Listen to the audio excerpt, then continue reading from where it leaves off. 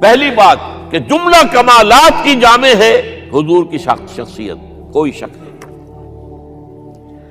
اس میں وہ شعر جو ہے حسن یوسف دم عیسیٰ ید بیضا داری آنچ خوما حمد آرن تو تنہا داری، بہت صحیح ہے۔ حضرت یوسف علیہ السلام کا حسن، حضرت عیسیٰ کے سانس کے اندر پھونک میں جو تاثیر تھی، حضرت موسیٰ کے عصا میں، یہ ساری چیزیں آپ کو دی ہیں اللہ نے۔ جو تمام اچھوں کے اندر تمام اچھائیاں ہیں وہ ساری اچھائیاں آپ میں جمع ہیں۔ البتہ یہ بات جان لیجئے، میں تجزیہ کر کے آپ کو بتا رہا ہوں، حضور کا مرتبہ اور مقام بیان کرنے کی کوشش آپ کی توہین پر منتج ہوتی ہے۔ وجہ کیا ہے؟ اگر آپ کسی کے مرتبہ مقام کو اس کے اصل مقام کے مطابق بیان نہیں کر سکتے تو کہیں نیچے ہی گریں گے نا۔ ناممکن ہے کہ حضور کے مرتبہ مقام کو ہم بیان کر سکیں۔ سیدھی سی بات ہے، کسی ڈاکٹر کا کیا مقام ہے اپنے فن میں، وہ ڈاکٹر ہی سمجھ سکتا ہے نا۔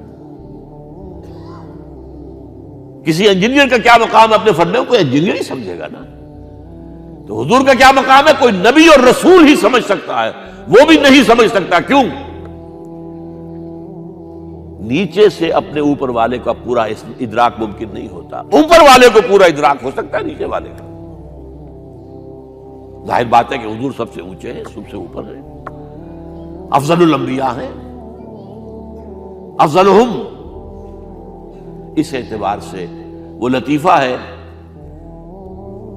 کہ کسی جگہ پر کسی دیہاتی کی کوئی مدد کر دی کسی ڈپٹی کمشنر نے، شاید کہیں وہ کسی جگہ ڈوب رہا تھا، بچا لیا۔ اس نے کہا رب تینو پٹواری کرے۔ اب یہ اس کی توہین ہوئی، کیا ہوا؟ اسے کیا پتا یہ ڈپٹی کمشنر کس بلا کا نام ہوتا، اس کا کیا مقام ہے، کیا مرتبہ ہے۔ تو حضور کے مرتبہ اور مقام کو کسی درجے میں جاننے والے صرف انبیاء ہیں، کلی طور پر جاننے والے صرف اللہ کی ذات ہے اور کوئی نہیں۔ آپ بیان کریں گے تو کہیں نہ کہیں نیچے رہ جائیں گے۔ آپ کو کیا پتا، یہ جو آپ فرماتے ہیں کہ میں اپنے رب کے پاس رات گزارتا ہوں، ابھی تو عند ربی هو یطعمنی و یسقین، وہ مجھے کھلاتا ہے پلاتا ہے، میں اور آپ سمجھ سکتے ہیں کچھ؟ شب معراج میں جو مشاہدات ہوئے ہم سمجھ سکتے ہیں؟ لقد رأى من آیات ربہ الکبریٰ، بس ختم۔ اذ یغشی السدرۃ ما یغشی، جبکہ اس بیری کے درخت کو ڈھانپے ہوئے تھا جو ڈھانپے ہوئے تھا، تم نہیں جان سکتے کیا ڈھانپے ہوئے تھا۔ کیا بیان کریں گے آپ کہ حضور کا مشاہدہ کیا تھا وہاں؟ اگر ہمارے لیے کسی درجے میں بھی اس کا ادراک اور فہم ممکن ہوتا تو وہ اللہ بیان کرتا۔ اذ یغشی السدرۃ ما یغشی، جبکہ اس بیری کے درخت کو ڈھانپے ہوئے تھا جو ڈھانپے ہوئے تھا، بس تم نہیں جان سکتے۔ اس اعتبار سے شیخ سعدی کے بھی یہ ربائی جو ہے مبنی بر حق ہے 100%۔ یا صاحب الجمال و یا سید البشر من وجہک المنیر لقد نور القمر، اے جمال اور کمال والے، اے سید البشر، تمام انسانوں کے سردار، آپ کے چہرے انور کی روشنی ہی سے چاند کو روشنی ملی ہے۔ لا یمکن الثناء کما کان حقہ،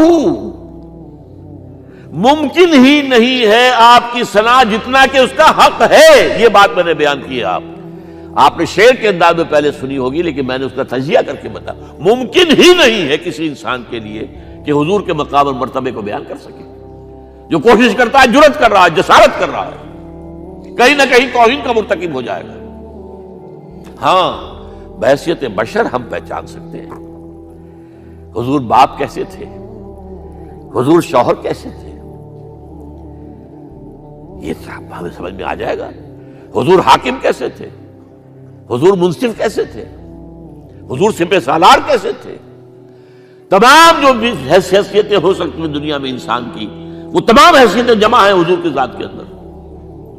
داعی بھی ہیں، مبلغ بھی ہیں، معلم بھی ہیں، مربی بھی ہیں، مزکی بھی ہیں، سپہ سالار بھی ہیں، صدر مملکت بھی ہیں، کیا نہیں ہے؟ ہر ایک کے لیے اسوہ ہے، ہر ایک کے لیے اسوہ ہے۔ صرف ایک یہ نوٹ کر لیجئے، نقطہ آ گیا ہے ضمنی طور پر، آپ کے اسوے میں ایک خلا ہے صرف. آپ کہیں گے میں توہین کر رہا ہوں، بات سمجھ لیجئے میری. ایک عورت کے لیے اس کی نسوانی زندگی کے لیے اسوہ حضور کی ذات میں نہیں ہے، یہ خلا ہے. یہی وجہ ہے، یہی سورہ مبارکہ احزاب جس میں یہ آیت آئی ہے لَقَدْ كَانَ لَكُمْ فِي رَسُولِ اللَّهِ أُسْوَةٌ حَسَنَةٌ، وہاں آپ کی ازواج کو قرار دیا گیا ہے، مسلمان خواتین کے لیے. اصل میں اسوہ وہ ہے، یا نساء النبی لستن کاحد من النساء، تم عام عورتوں کے مانند نہیں ہو. یہ حضور کا اسوہ جو ہے، جو ازواج مطہرات کے ذریعے سے ایک خواتین کا اسوہ جو ہے وہ امت کو ملا ہے. باقی کوئی انسان جس حیثیت میں بھی ہو، آپ اندازہ کیجئے 5 وقتہ امام بھی مسجد نبوی کے محمد ہیں اور خطیب بھی محمد ہے صلی اللہ علیہ وسلم. آج ہمارے ہاں 5 وقتہ امام کوئی اور ہوتا ہے، بڑی مسجدوں میں خاص طور پہ مغرب عشاء اور فجر کے اور ہوتے ہیں، ظہر اثر کو ایسے رکھاتے ہیں. اور وہ ایک خطیب صاحب، تو ظاہر بات ہے خطیب صاحب ہے، وہ تو جمعے کو آئے گی، اللہ اللہ خیر صلی. وہاں یہ ہے کہ 5 وقتہ امام بھی ہیں اور آپ خطیب بھی ہیں، مدرس بھی ہیں، معلم بھی ہیں، مربی بھی ہیں، مزکی بھی ہیں. اور آپ نے دیکھا ہوگا ہمارے ہاں جو مشائخ ہوتے ہیں وہ تو نماز باجماعت میں بھی شریک نہیں ہوتے، وہ تو پتہ نہیں کس کیفیت میں کہاں جو ہے وہ نماز پڑھتے ہیں، علیحدہ پڑھتے ہیں تو علیحدہ پڑھتے ہیں، ورنہ وہ تو یہ کہ ہر وقت جو ہے وہ ایک خاص استغراق میں رہتے ہیں. اس حوالے سے یا صاحب الجمال و یا سید البشر من وجهك المنیر لقد نور القمر لا يمكن الثناء كما كان حقه بعد خدا بزرگ تو ہی قصہ مختصر. اور یہی بات غالب نے مرزا ایوب بیگ صاحب نے آپ کو سنائی. غالب ثناء خواجہ بے یزداں گذاشتیم، اے غالب ہم نے محمد صلی اللہ علیہ وسلم کی ثنا جو ہے وہ اللہ کے حوالے کر دی ہے، ہمارے بس کا روگ نہیں ہے. غالب ثناء خواجہ بے یزداں گذاشتیم، کہاں ذات پاک، کہاں یہ کہ آن کا مخفف بن جاتا عربی میں، کہاں کہ آن، کہاں ذات پاک مرتبہ دان محمد است، کہ وہی ذات پاک ہے جو محمد کے مرتبے سے واقف ہے اور کوئی نہیں آ سکتا.